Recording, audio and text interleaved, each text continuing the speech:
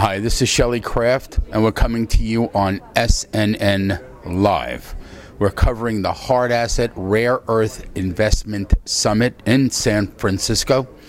I am here with Mickey Fulp, the Mercenary Geologist, and the leader of the most current panel on rare earth elements in this symposium.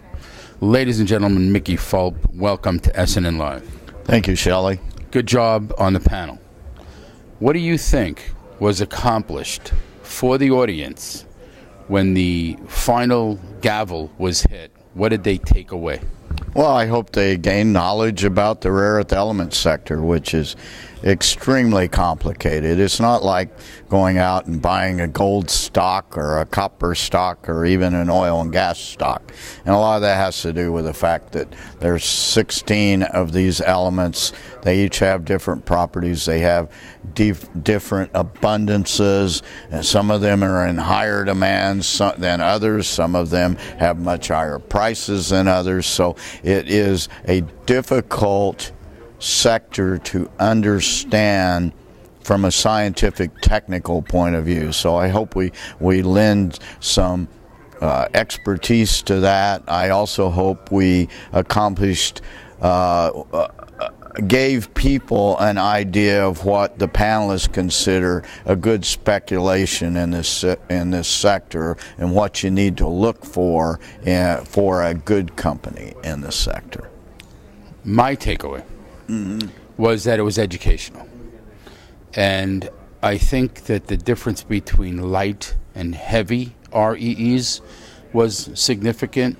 I also think the varying opinions on buy, hold, sell, and trading, and you had a cross-section of disagreement, yes, which always leads to both controversy and direction, depending on who you agree with and who you don't agree with. Did you find that? Absolutely. We had a hedge fund trader who wants liquidity and volatility, and he wants to play the big boy on the block that has current cash flow.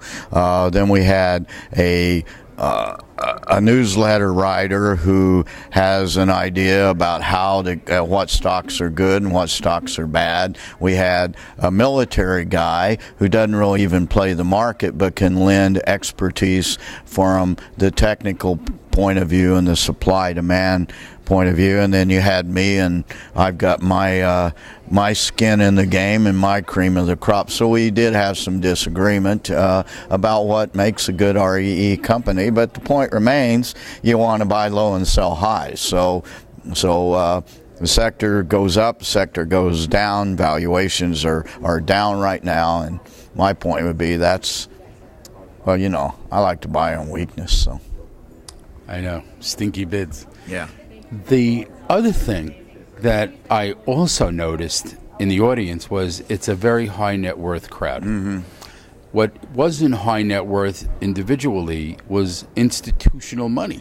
Yep. So you're talking to probably a few $1 billion in that room between I saw some people who had known faces to me. I'm sure you're a Wall Street guy, and yeah, there was a lot of money in that room. So I hope we geared our talk a little bit more, because so much of what I do is for the little guy and the retail lay investor. We were talking to a different crowd today, and the deal with a lot of these stocks, and that's why I will tend to play the bigger ones in this sector.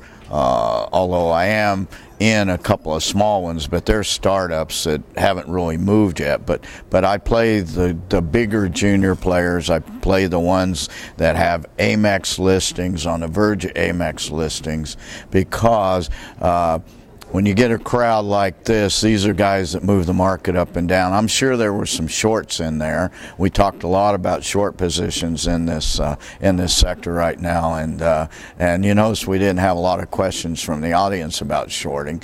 But I'm sure there's some people short in the sector sitting in that room right now. Well, you said something in that symposium with the panel that stood out to me. And the thing that you said regarding shorting and going long, etc., was the mixed blessing of becoming listed on the Amex. You want to comment on that? Well, it's both a curse and a blessing. These stocks all start on the Toronto Venture Exchange, and then they'll generally graduate to the big board in Toronto, and that's when some shorts will come in on that board. But once you get on the New York Stock Exchange, all hell can break loose.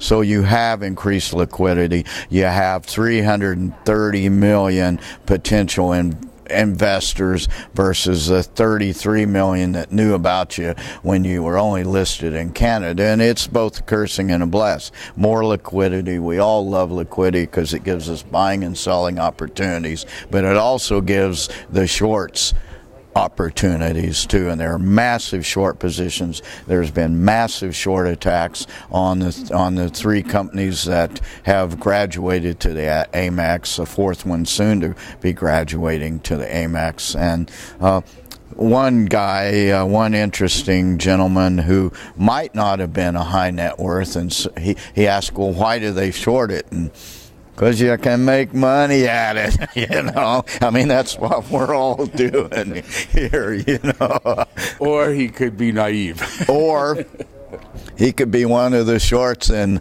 playing the poker face too, Shelley. You never know. That's what makes, That's what makes the world go around.